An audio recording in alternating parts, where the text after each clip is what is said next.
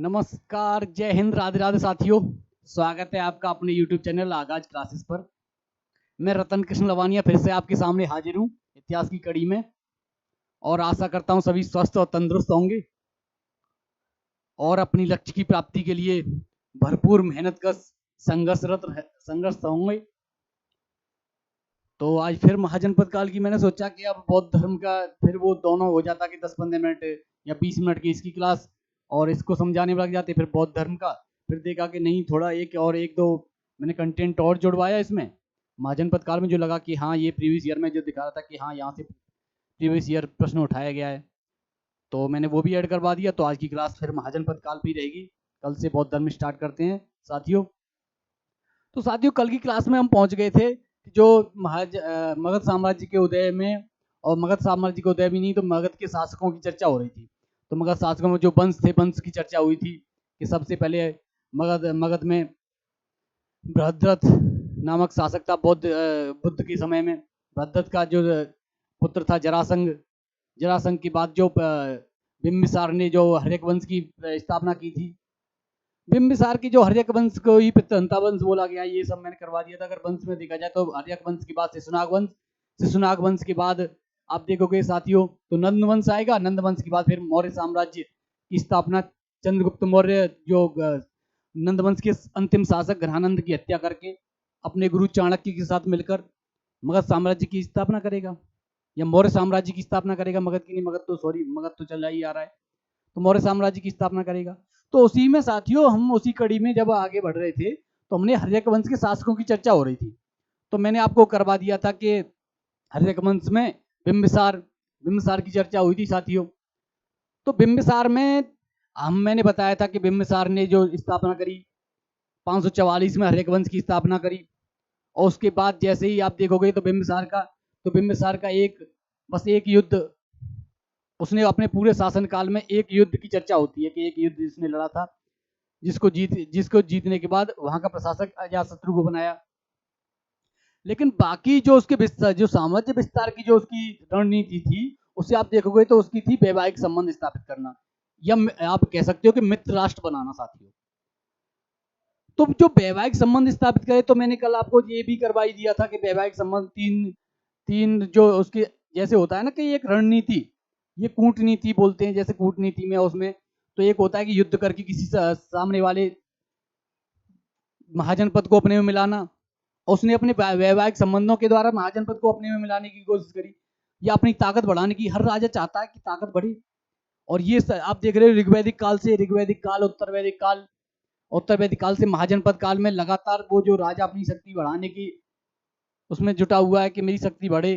शक्ति बढ़ी तो राजा निरंकुश तक हो गया, और राजा में अगर निरंकुशता आएगी तो साथियों आप देखोगे कि आप देखोगे जब बिंबिसार की जो वैवाहिक संबंध जो स्थापित करे, तो आसपास की जो शक्तिशाली जनपद थे, जैसे कौशल जनपद जो प्रसेनजीत था, कौशल महाजनपद का, उसकी बहन से शादी की।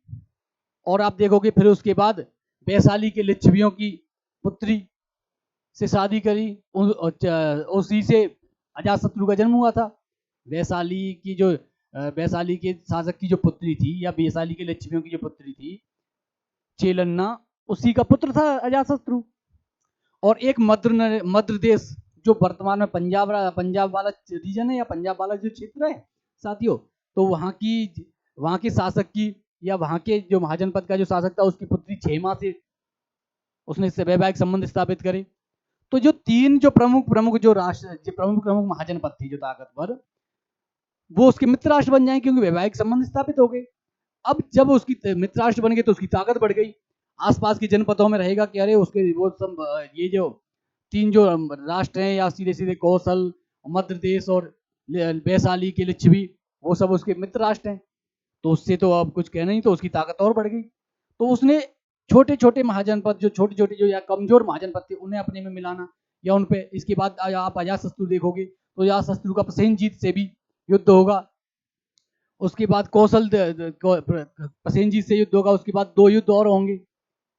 तो आप देखोगे कि जो अजातशत्रु का वैवाहिक संबंध की अपेक्षा सीधे सीधे अपने में मिलाने के लिए वो होगा, राष्ट्रों को अपने साम्राज्य में मिलाने के लिए कोशिश होगी युद्ध के द्वारा। तो ये साथियों आप देखोगे कि जब अजातशत्रु आएगा तो लास्ट में आप देखोगे कि अंग और कौशल को पूर्णतः मगध साम्राज्य में मिला लिया जाएगा। और उसके बाद फिर जैसे अजातशत्रु से नीचे अगर आप अजातशत्रु से आगे बढ़ोगे तो उसका बेटा जो उदयन है उसकी हत्या करके अपना खुद राजगद्दी पर बैठेगा। और जब उदयन के बाद फिर उसका पुत्र बैठेगा। उसके बाद आप देखोगे जो अंतिम जो उसका शासक है उसकी हत्या उसके अमात्य द्वारा कर दी जाएगी, शिशुनाग। वो फिर शिशुनाग वंश की स्थापना करेगा। और शिशुनाग में आप देखोगे कि पहला शासक शिशुनाग होगा, उसके बाद उसका बेटा कालाशोक या काकवर्ण, जिसे काकवर्ण बोला जाता था, वो आएगा। तो एक क्रमिक आपको जो महाजनपद काल में या मगध साम्राज्य की जो आपको लगेगा कि मगध महाजनपद के जो क्रमिक जो वंश हैं वो सब आपको लगेगा कि जो जो वहां से जो वैदिक युग से या ऋग्वैदिक काल से या आप कहोगे कि मेन आप कहोगे उत्तर वैदिक काल से जो परिवर्तन आए साथियों, वो सब यहाँ देखने को मिलेंगे। तो कल हम क्लास अपनी प्रारंभ करते हैं। तो कल हम पहुंच गए थे साथियों हर्यक वंश। मैंने आपको हर्यक वंश करवा दिया था। 544 बिंबिसार की चर्चा हुई थी।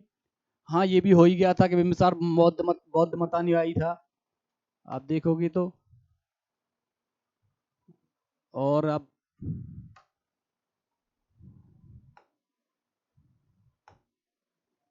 तो आप देखोगे जैसे ही आप बिंबिसार की चर्चा करोगे या बिंबिसार ने जो वैवाहिक संबंध, तो अगर इससे अब जैसे ही आप पीछे आओगे तो मैंने आपको कल करवाई दिया था कि बौद्ध मत अनुयायी था, प्रथम भारतीय राजा जिसने प्रशासनिक व्यवस्था पर बल दिया, राजगृह निर्माण कर उसकी और राजधानी बनाया। ये तो कल मैंने आपको पूरी तरीके से समझा दिया था। तो इससे आगे नेक्स्ट पे जाकर चलते हैं साथियों।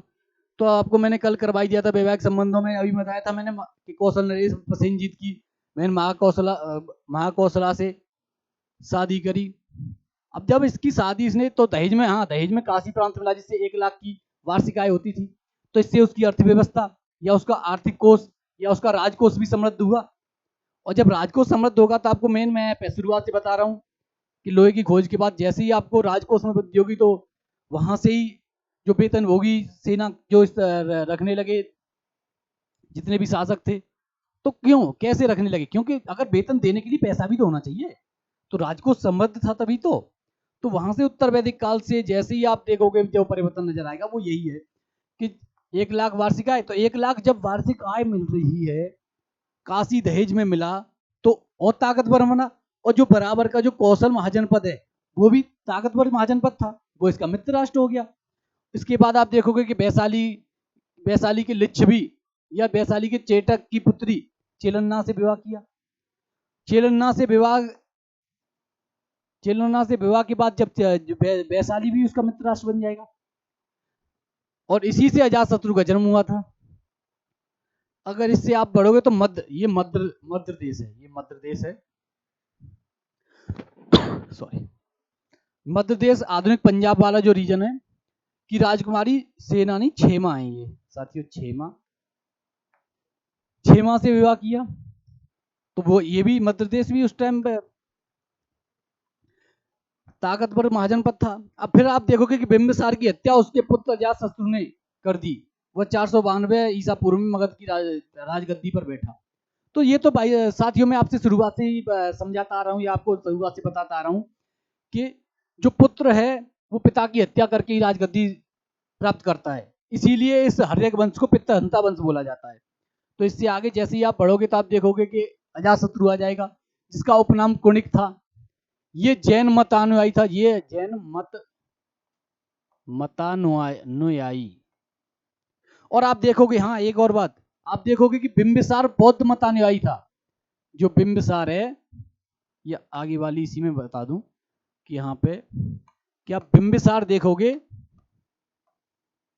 बिंबिसार तो दोस्तों बिंबिसार बौद्ध मतानुयायी था,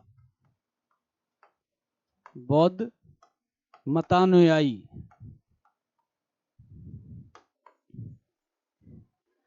और जो अजातशत्रु है साथियों ये जैन मतानुयायी है क्योंकि इसका जैन धर्म की तरफ झुकाव था।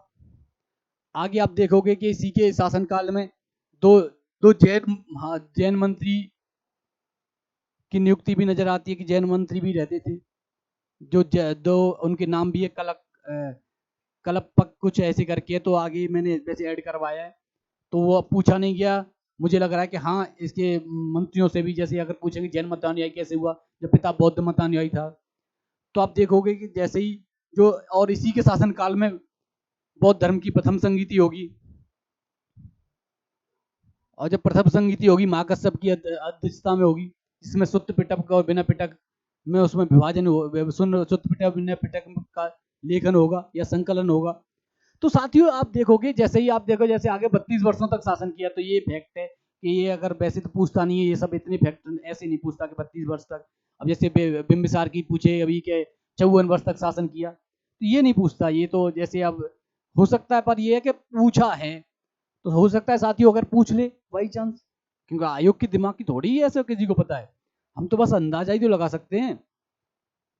अब जैसे अगर आप और आगे का पॉइंट देखो, तो कौशल नरेश प्रसेनजीत, अभी मैंने बताया था कि कौशल नरेश प्रसेनजीत से इसका युद्ध हुआ, और युद्ध में इसने प्रसेनजीत को पराजित कर दिया। और जब प्रसेनजीत पराजित हो गया, तो उसके बाद फिर इसने समझौता के तौर पर अपनी पुत्री वजीरा का विवाह अजातशत्रु के साथ कर दिया।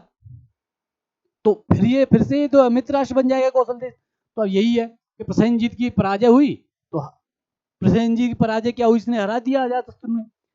लेकिन बाद में समझौता हो गया। तो समझौता क्या किस पे हुआ, समझौता के तौर पर इसने, जो प्रसेनजीत है, उसने अपनी पुत्री का विवाह अजातशत्रु से कर दिया। तो फिर से कौशल देश या कौशल, जो कौशल महाजनपद है, वो मित्र राष्ट्र बन गया साथियों। अब अगर आप देखोगे तो अजातशत्रु की लिच्छवियों से भी युद्ध हुआ। मैंने बताया था कि 3 युद्ध हुए, एक कौशल से, एक लिच्छवी से। अगर आप और आगे देखोगे तो इसका जो मेन आप देखोगे तो एक और युद्ध है जिसकी चर्चाएं मतलब किसी ज्यादा उनमें नहीं, प्रमाणिक किताबों में या प्रमाणिक पुस्तकों में नहीं है, लेकिन बताते हैं कि अजातशत्रु ने, जैसे ही कहीं कहीं किसी किसी पुस्तक में बताया गया कि अजातशत्रु ने कुल तीन या 4 युद्ध लड़े। तो वैसे मेन 2 की चर्चा होती है, 2 से ही प्रश्न पूछता है प्रसेनजीत, ये कौशल वाले, इससे तो कई बार प्रश्न पूछा गया है। और उसके बाद आप देखोगे तो ये लिच्छवियों वाला एक बार पूछा गया है, इससे अजातशत्रु का लिच्छवियों से युद्ध हुआ। इससे आगे साथियों अगर हम बढ़े तो आप देखोगे कि जिस अजातशत्रु ने अपनी कूटनीतिक, ये थोड़ा मिस्टेक है, आप देखोगे कूटनीतिक,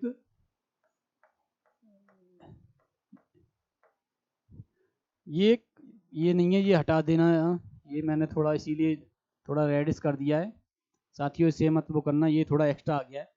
तो आप देखोगे इसी में कि जो अजातशत्रु ने लिच्छवियों से जो युद्ध लड़ा साथियों, तो उसे इसने अपने जो कूटनीतिक और मित्र, ये जो कूटनीतिक मंत्री, इसका जो मंत्री था वो मित्र भी था और मंत्री भी था। तो आप लिख सकते हो मित्र। एक सेकंड, मैं यहीं पे ऐड कर देता हूं पूरा।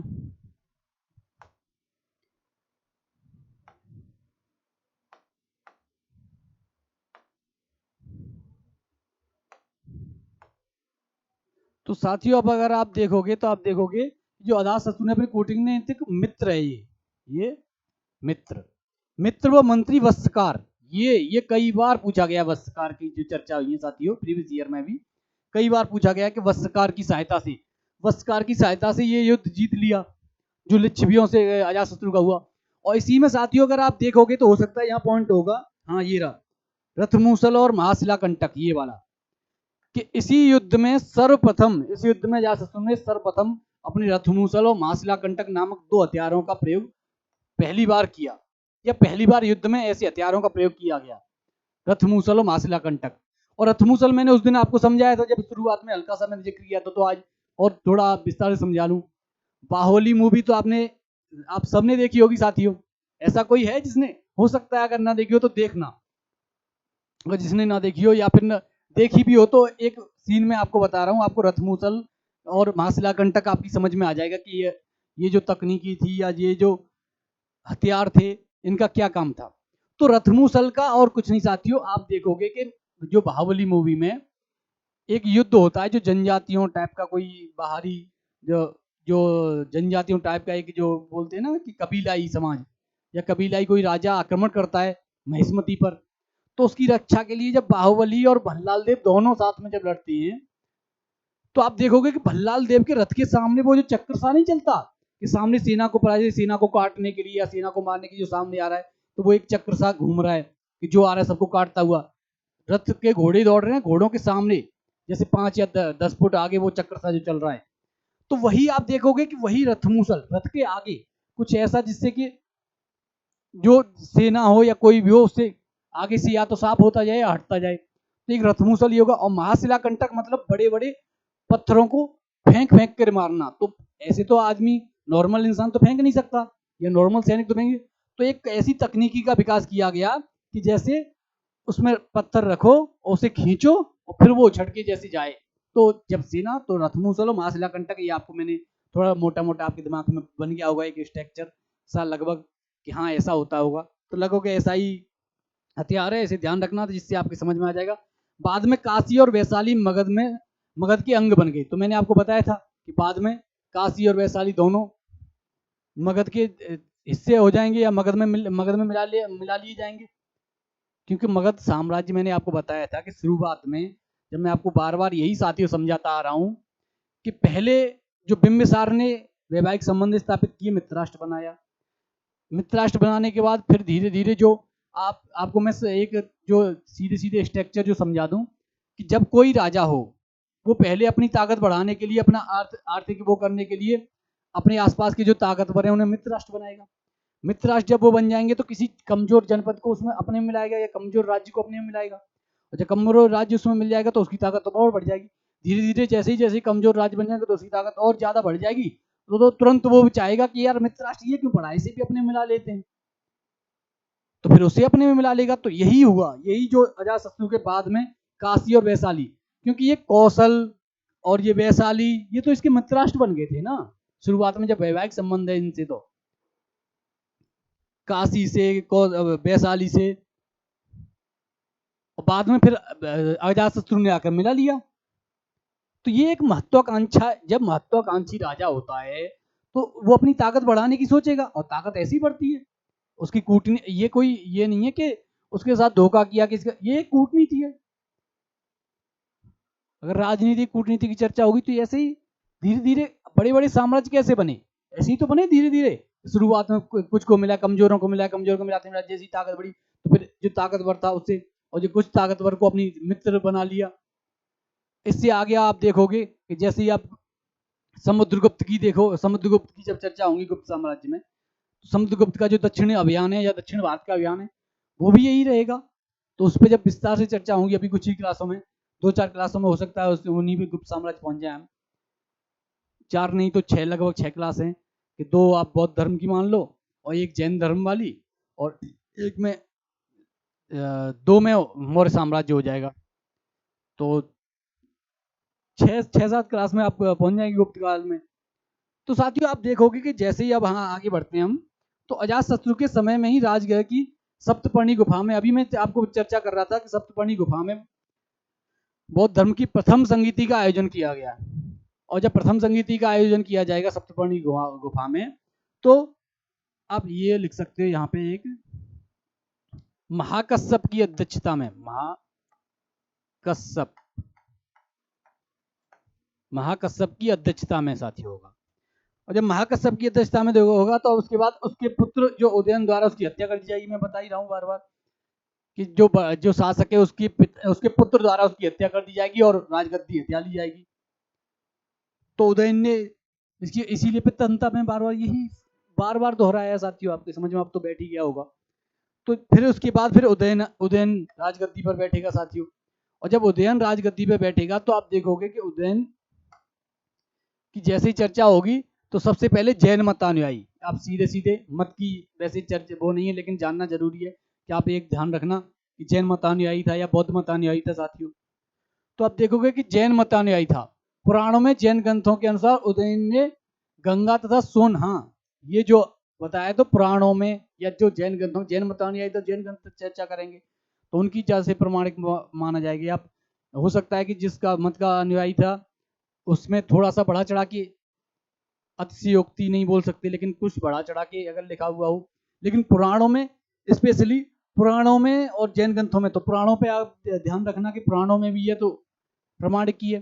तो पुराणों में और जैन ग्रंथों में गंगा और सोन नदी के संगम पर, वैसे गंगा, सोन और गंडक 3 नदियों के संगम था, तो गंगा और सोन नदी के संगम पर पाटलिपुत्र की स्थापना करी। पाटलिपुत्र को ही कुसुमपुरा बोला जाता था, कुसुमपुरा या कुसुमपुर या कुसुमपुरा बोला जाता था, तो उसकी स्थापना करी।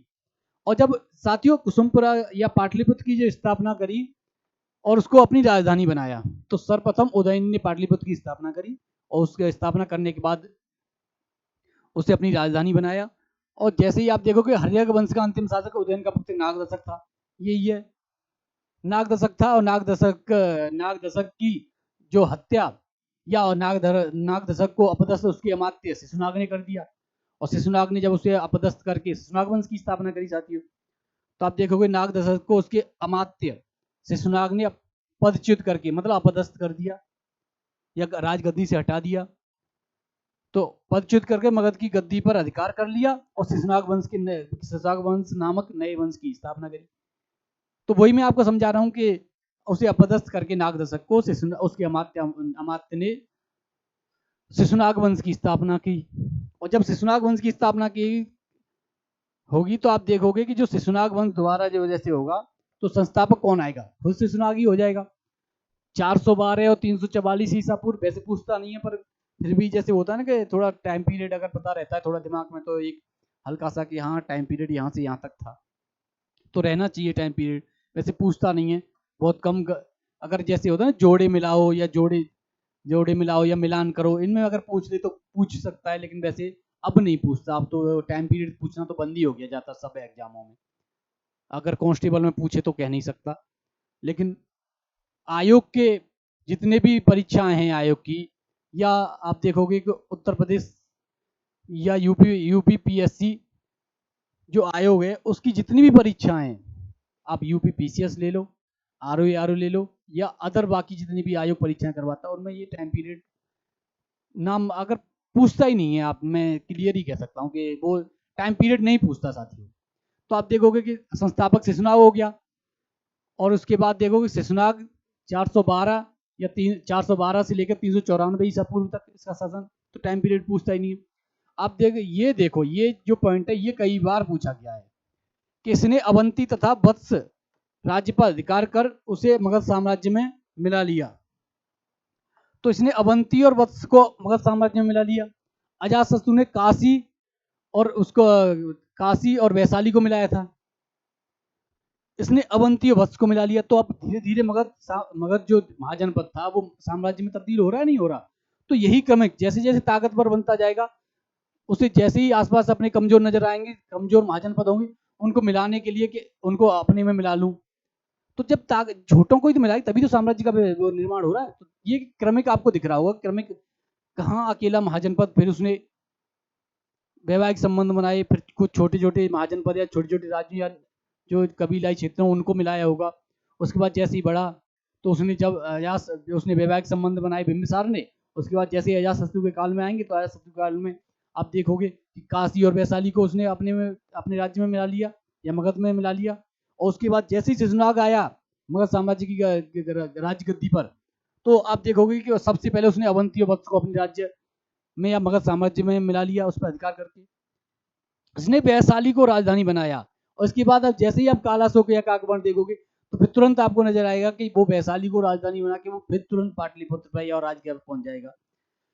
इसके समय में मगध साम्राज्य बंगाल से लेकर मालवा तक विस्तृत था। ये एक पॉइंट है, ये ध्यान रखना। वैसे एक बार पूछ लिया गया जैसे पॉइंटों में के ये बोलते हैं ना मगध साम्राज्य के जो पॉइंट, तो 1 पॉइंट 2 पॉइंट 3 पॉइंट है ना ABCD, तो उनमें दे रखा है। तो एक बार आया है ये प्रीवियस ईयर में, तो फिर मैंने इसलिए इसमें डाल दिया था कि इसके समय में मगध साम्राज्य बंगाल से लेकर मालवा तक विस्तृत था।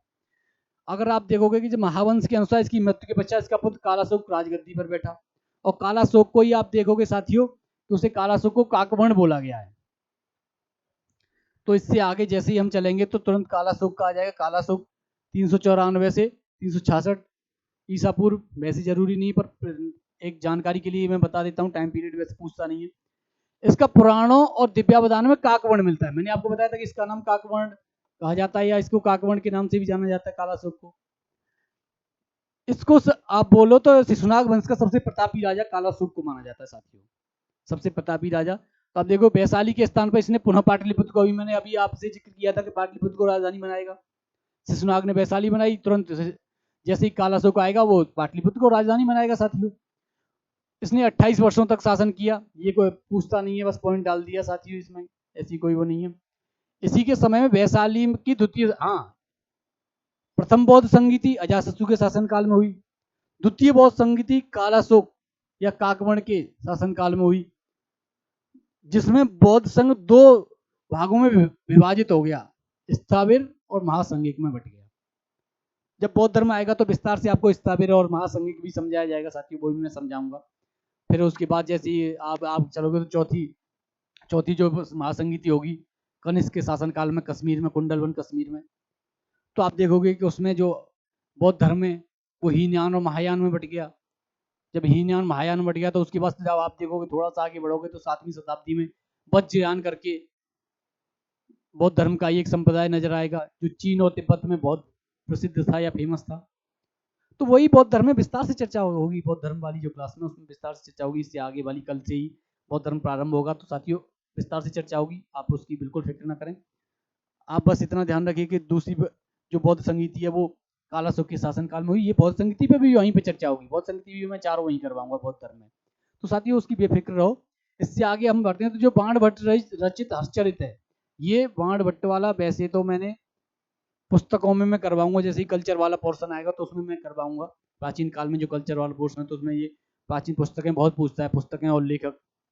तो मैं सोच रहा हूँ कि मौर्य साम्राज्य में जब चंद्रगुप्त उसकी जो चाणक्य की अर्थशास्त्र उनकी चर्चा होगी तो उसी में एक लिस्ट मैं आपको करवा दूँ, लगभग 40 से 50 पुस्तकें और उनके लेखक मैं आपको प्राचीन भारत के करवा दूं, जहाँ से जो प्रीवियस ईयर में पूछे गए हैं और जिनसे लग रहा है कि हाँ, मुझे लग रहा है कि अनुमान था कि हाँ यहाँ से पूछ सकता है आयोग, तो वो सब मैं आपको करवा दूंगा साथियों, वो एक लिस्ट में यहाँ पे। और समझा के, ऐसे नहीं कि इसमें ये कहानी है ये, और बौद्ध धर्म से रिलेटेड जितने भी ग्रंथ हैं या जितनी भी पुस्तकें वो मैं बौद्ध धर्म की क्लास में करवाऊंगा ही करवाऊंगा। जो 5-6 पुस्तकें हैं, और उन्हीं में जैसे आप देखोगे कि सुत्त पिटक, विनय पिटक, अवैधम पिटक, जो 3 पिटक है, उनमें से जो 5 खुद निकाय हैं, खुद्दक निकाय, अंगुत्तर निकाय, तो उन सब की चर्चा होगी विस्तार से, तो उसकी आप बेफिक्र रहो। तो बाण भट्ट के हर्षचरित्र के अनुसार काकवर्ण को राजधानी पाटलिपुत्र में घूमते समय महापदम नंद है, ये महापदम नंद है जिसने नंद वंश की स्थापना करी साथियों। ये थोड़ी एक बर्तनी हिस्ट्री है, तो महापद का नंद नहीं है, महापदम नंद है साथियों, ये ध्यान रखना। महापदम नामक व्यक्ति ने या महापदम नंद नामक व्यक्ति ने चाकू मार दिया। तो इसकी मृत्यु के बाद इसके जो बेटे हैं उन्होंने 22 वर्षों तक शासन किया। धीरे धीरे होता है ना कि जब इसके पुत्र थे तो चाकू मार दिया तो वो तो मर गया। उसके बाद जो उसके पुत्र और वो थे, जितने भी पुत्र और जितने भी उसके परिवार वाले या जितने भी बच्चे थे या पुत्रों ने शासन किया, तो 22 वर्षों की चर्चा आती है, तो इसमें वो लिखा होगा पॉइंट। महाबोधि वंश के अनुसार कालाशोक के 10 पुत्र थे। हाँ, ये 10 पुत्र जिन्होंने कालाशोक की मृत्यु के बाद, मृत्यु 366 ईसा पूर्व के बाद लगभग 22 वर्ष, हाँ ये 22 वर्ष, अभी मैं आपसे जिक्र कर ही रहा था कि 22 वर्ष तक लगभग शासन किया। इसके बाद आप देखोगे कि 22 वर्ष के बाद जैसे ही नंदवंश की स्थापना होगी, महापदम नंदवंश की स्थापना करेगा। तो इससे आगे जैसे ही हम आते हैं साथियों, तो ये आ गया नंदवंश 344 ईसा पूर्व से 324 ईसा पूर्व में आएगा। टाइम पीरियड मैंने आपको बताया कि कोई इतना महत्वपूर्ण नहीं है। संस्थापक महापदम नंद था, पुराणों में इसे शूद्र माना गया है, पुराणों के अनुसार इस वंश के संस्थापक महापदम नंद को एक शूद्र माना गया है, लेकिन कुछ जैसे बताते हैं कि शूद्र नहीं था, लेकिन पुराणों में इसे शूद्र माना गया है। और महापदम नंद की अगर हम जिक्र करें तो इसे सेनिया बोला जाता था। ये इसके कई ऐसे हुए, ये सब पूछे हुए हैं, ये प्रीवियस ईयर के 3-4 पॉइंट इसके जो मैं अभी ये करवा रहा हूँ साथियों, इनमें थोड़ा ध्यान रखना। इसे सेनिया बोला गया, सेना रखने वाला कहा जाता था। इसके बाद इसके दरबार में कल्पक एवं सक्ताला नामक 2 जैन मंत्री थे, जो जैन मंत्रियों की चर्चा जो हो रही थी उसमें। और ऐसे ही जैन मंत्री जो इनमें जो कल्पक और सक्ताला नामक जो जैन मंत्री थे इसके दरबार में, ऐसे ही मैंने आपको बताया था कि अजातशत्रु के दरबार में भी 2 मंत्री रहते थे, उनकी भी चर्चा है, उसकी साम्राज्य जैसे प्रशासनिक व्यवस्था की जैसे चर्चा होगी, तो उसमें भी जैन मंत्री, जैन मतानुयायी या जैन धर्म से संबंधित 2 मंत्री थे, उसके भी शासनकाल में थे। और इसके में जो महापदम नंद के में कल्पक और सक्ताला नामक 2 जैन मंत्री की चर्चा होती है। इससे प्रदर्शित होता है कि इसका झुकाव जैन धर्म की ओर था। हाँ, तो इससे जब वो जैन मंत्री रख रहा है तो हो सकता है कि आप बोल सकते हो वैसे प्रमाणिक या बिल्कुल क्लियर जैसे बोलते हैं ना कि स्पष्ट रूप से कहीं भी ऐसी चर्चा नहीं कि ये जैन मत अनुयायी था। इसके बाद जैसे ही आप देखोगे पुराणों में से सर्व छत्रांतक क्षत्रियों का नाश करने वाला और भार्गव परशुराम का दूसरा अवतार बोला गया है साथियों। और परशुराम का दूसरा अवतार भार्गव क्यों बोला गया कि जो क्षत्रियों के सर्व छत्रांतक बोल क्षत्रियों का नाश करने वाला, तो परशुराम ने भी क्षत्रियों का नाश किया था। तो साथियों वही उसी वजह से इसे भी भार्गव बोला गया। तो भार्गव और भार्गव कहा गया। इसके बाद इसकी वो अगर ऐड कर उपाधि ऐड करी, हाँ हाँ है उपाधि, वही मैं कह रहा था कि इसकी उपाधियां और हैं तो उपाधियों की ऐड कर वहां से प्रश्न उठाता है आयोग। तो इसने एक राह, ये एक राह है पूरी, एक राह और एक छत्र की उपाधि धारण की, तो यहाँ से भी प्रश्न था, ये भी प्रीवियस ईयर का। तो ये तो तीनों, ये जो 4 पॉइंट है ना, ये चारों इंपोर्टेंट है ऊपर वाले, सेनिया, कल्पक और सक्ताला और ये जैन धर्म वाला, ये इतना महत्वपूर्ण नहीं है साथियों। लेकिन पुराणों में सब छत्रांतक और भार्गव वाला ये महत्वपूर्ण है। एक राह एक छत्र की उपाधि महत्वपूर्ण है। इसकी 8 पुत्र थे जिनमें घनानंद नंदवंश का अंतिम शासक था साथियों। तो जैसे ही आप चर्चा होगी तो अब घनानंद की अब हम चर्चा करें तो घनानंद इसका अंतिम शासक था, या नंदवंश का अंतिम शासक घनानंद था, जिसकी हत्या करके मौर्य जो क्या बोलते हैं चंद्रगुप्त मौर्य ने अपने गुरु चाणक्य के साथ मिलकर इसकी हत्या करी। हत्या करने के बाद मौर्य साम्राज्य की नींव रखेगा, मौर्य साम्राज्य की नींव रखेगा। फिर उसके बाद अगर जैसे मौर्य साम्राज्य पर विस्तार से हम जो चर्चा करेंगे क्लास करेंगे तो उसमें आपको मौर्य सामाजिक प्रशासनिक व्यवस्था, आर्थिक व्यवस्था, ये सब पे चर्चा होगी। उसके बाद फिर चाणक्य की अर्थशास्त्र पर भी साथियों चर्चा होगी। उसी में फिर मेगस्थनीज आ जाएगा। मेगस्थनीज सेल्यूकस निकेटर का जो राजदूत था। मेगस्थनीज की पुस्तक है एक जो कई भागों में विस्तृत मिली हुई है, एक जगह संकलन नहीं है उसका, इंडिका, उसकी चर्चा होगी कि उसमें क्या क्या चर्चा की गई, तो वो सब विस्तार से चर्चा होगी साथियों। अभी अब देखोगे सिकंदर का समकालीन था, क्योंकि सिकंदर इसी के समय आया था। सिकंदर ने इसी के समय पश्चिमोत्तर भारत में आक्रमण किया था। साक्रमण नहीं, ये आक्रमण है साथियों। वो थोड़ी बर्तनी टीम पर थोड़ा ज़्यादा दबाव रहता है, और तो उस वजह से थोड़ी बहुत बर्तनी मिस्टेक हो रही है, बर्तनी की त्रुटि हो रही है, इसे शुद्ध किया जाएगा। मैं अभी टीम से बोलूँगा कि थोड़ा ध्यान रखे, आगे से कोशिश करी जाएगी और थोड़ा वो रहे तो एक दो पैसे जो बर्तनी होगी वो हमसे तो याद ही है, तो हम आपको बाकी तो हमारे सामने आएगा तो हम आपको करवा ही देंगे। तो साथियों फिर आगे जैसे बढ़ते हैं, तो ग्रीक यूनानी लेखों ने इसे अग्रमीज बोला गया है। तो अग्रमीज जैसे ही चर्चा आएगी तो आप देखोगे कि अग्रमीज बोला गया है। जनता पर बहुत से कर आरोपित करे जिससे जनता असंतुष्ट होती है।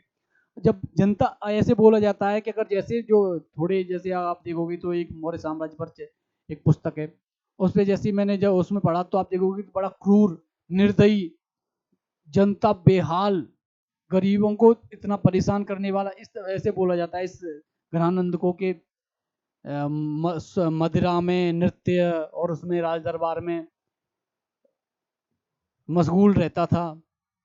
तो आप देखोगे कि जो जनता को बहुत कर आरोपित, जिससे जनता असंतुष्ट, जिससे जनता असंतुष्ट हो गई, उसे अपदस्थ करने में जब जनता ही साथ में नहीं है तो ऐसा राजा किस काम का। ऐसा राजा को तो कभी भी कोई भी आएगा, जनता का थोड़ा सा भी समर्थन मिलेगा उसे अपदस्थ कर देगा या उसकी हत्या कर देगा। ऐसे ही चंद्रगुप्त मौर्य जब आता है, आप देखोगे मौर्य साम्राज्य की जब प्रारंभ हो गया, मौर्य साम्राज्य की उत्पत्ति होगी या मौर्य साम्राज्य जब स्थापित होगा, जब उसकी पहली क्लास होगी तब मैं आपको विस्तार से समझाऊंगा साथियों। तो आपकी समझ में आएगा कि हाँ एक इस तरीके से जब जनता किसी के साथ में, जब जनता के साथ आप जनता जब जिस राजा से जनता असंतुष्ट है उसे अपदस्थ करने में क्या दिक्कत है, अपदस्थ तुरंत हो जाएगा। इसी के दरबार में चाणक्य तक्षशिला का आचार्य आया, वह घनानंद द्वारा अपमानित किया गया, और इसी अपमान का बदला लेने के लिए आप देखोगे कि अपमान का बदला लेने के लिए चाणक्य ने चंद्रगुप्त मौर्य को एक, जैसे जहां तक जो बुकों में भी, जैसे किताबों में भी या प्रमाणिक पुस्तकों में भी बताया गया है कि बिल्कुल रास्ते से उठाकर मगध साम्राज्य की गद्दी तक पहुंचाया, या मौर्य साम्राज्य की स्थापना करी, या मगध की राजगद्दी तक पहुंचाया। तो इसी अपमान का बदला लेने के लिए आप देखोगे कि 322 ईसा पूर्व में चंद्रगुप्त मौर्य ने अपने गुरु चाणक्य के साथ की सहायता से घनानंद की हत्या कर मौर्य साम्राज्य की नींव रखी। अभी हम चर्चा कर ही रहे थे साथियों। मौर्य के शासन में मगध साम्राज्य चरमोत्कर्ष पर पहुंच गया।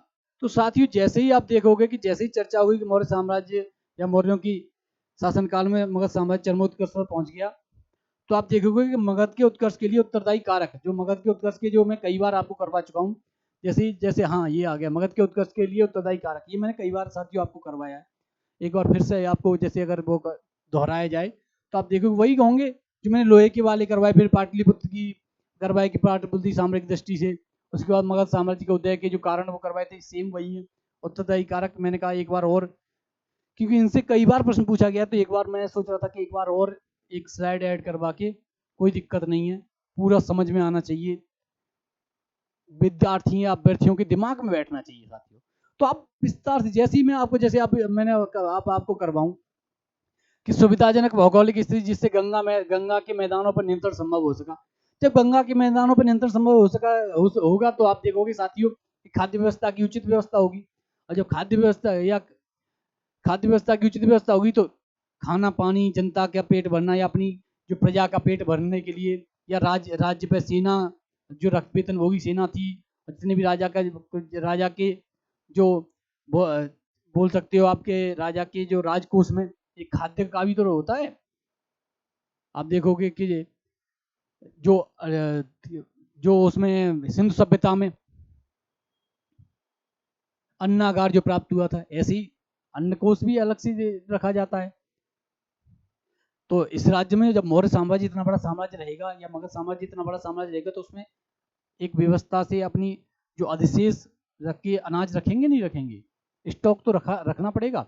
तो उसी के लिए आप देखोगे कि जो गंगा के मैदानों में अच्छी फसल होती थी, और जब साथियों अच्छी फसल होगी तो आपको खाने की या खाद्य व्यवस्था उचित रहेगी, खाद्य व्यवस्था उचित रहेगी, तांबे और लोहे की खानों से निकटता बेहतर उपकरण हथियारों के लिए आवश्यक, ये मैंने करवाई दिया साथियों।